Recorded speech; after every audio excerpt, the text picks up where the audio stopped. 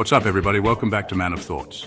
I'm Arash, and today we're diving deep into a topic that I know a lot of you guys have been asking for: how to have better conversations with women.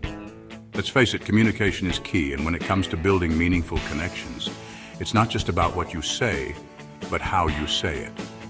We're going to break down some seriously effective techniques that'll have you feeling like a conversational ninja in no time. But before we jump into that, make sure you smash that like button, subscribe to the channel, and hit that notification bell so you don't miss out on any future videos. Now, fellas, I can't stress this enough: active listening. It's not just about nodding your head and saying aha every few seconds. It's about truly engaging with what the other person is saying. Think of it like this: you're at a comedy show, right? And the comedian's telling a killer joke. You wouldn't just sit there with a blank stare, would you? No way.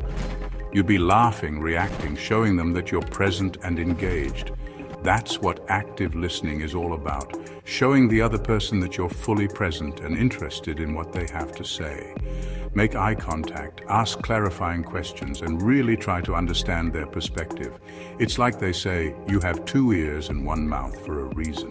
When you actively listen, you're not just absorbing information, you're creating a space of understanding and connection.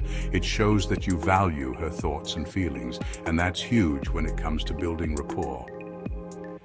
Think about the last time someone really listened to you, like really listened. It felt good, right? It made you feel heard and understood. That's the kind of energy you want to bring to your conversations. All right, let's talk body language. This stuff is crucial because it's like 90% of communication. It's all about those non-verbal cues: your posture, your eye contact, the way you move your hands. When you're talking to a woman, you want to make sure your body language is open and inviting. That means no crossed arms or looking down at your phone. Keep your shoulders relaxed, your chest open, and maintain good eye contact. Think about it.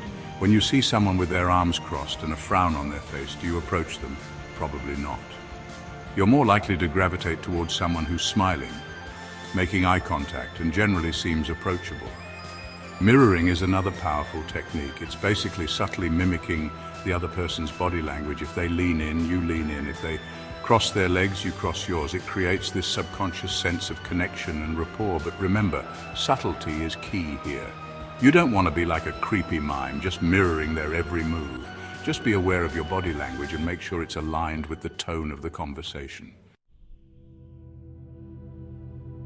Chapter 3: Open-ended questions, unlocking deeper conversations.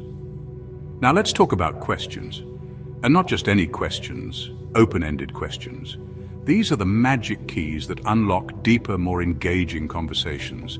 Instead of asking yes or no questions like, do you like movies? Ask something like, what's your favorite movie and why? See the difference? The first question just gets you a one-word answer, while the second one opens up a whole world of possibilities. It's like, imagine you're a detective, right? You wouldn't just ask a witness, did you see anything suspicious? You'd ask them to describe what they saw, what the suspect looked like, any details they could remember. The same principle applies in conversations. Open-ended questions encourage the other person to share more about themselves, their thoughts, their experiences. It shows that you're genuinely interested in getting to know them on a deeper level. And here's a pro tip: when they're talking, really listen to their answers and ask follow-up questions. It shows that you're paying attention and that you're invested in the conversation. Chapter 4: Genuine interest and empathy, the secret sauce. This one's huge, guys. Genuine interest and empathy. These are the qualities that separate the men from the boys, the conversational masters from the awkward fumblers. It's about putting yourself in the other person's shoes, trying to see the world from their perspective. It's about listening with the intent to understand, not just the intent to reply. Think about it. Have you ever been talking to someone and you can just tell they're not really listening?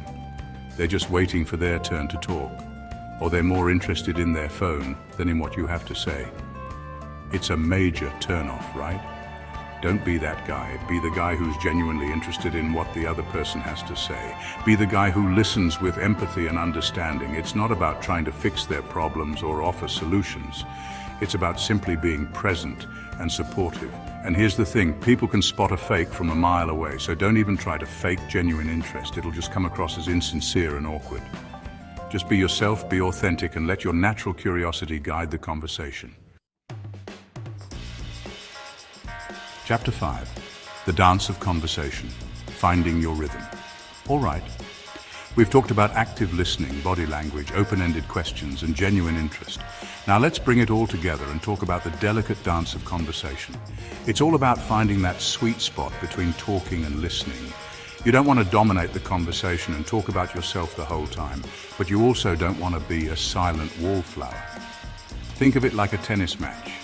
You serve, they volley back, you return the serve, and so on. It's a back-and-forth exchange of energy and information. Pay attention to the other person's cues. Are they engaged and asking questions? Great. Keep the conversation flowing. Do they seem withdrawn or disinterested? Maybe it's time to shift gears or give them some space. And don't be afraid of silence. Sometimes a little bit of silence can actually be a good thing. It gives both of you a chance to collect your thoughts and process the conversation. Outro. Until next time. So there you have it, guys. Some powerful techniques to help you master the art of conversation with women. Remember, it's all about being present, engaged, and genuinely interested in the other person.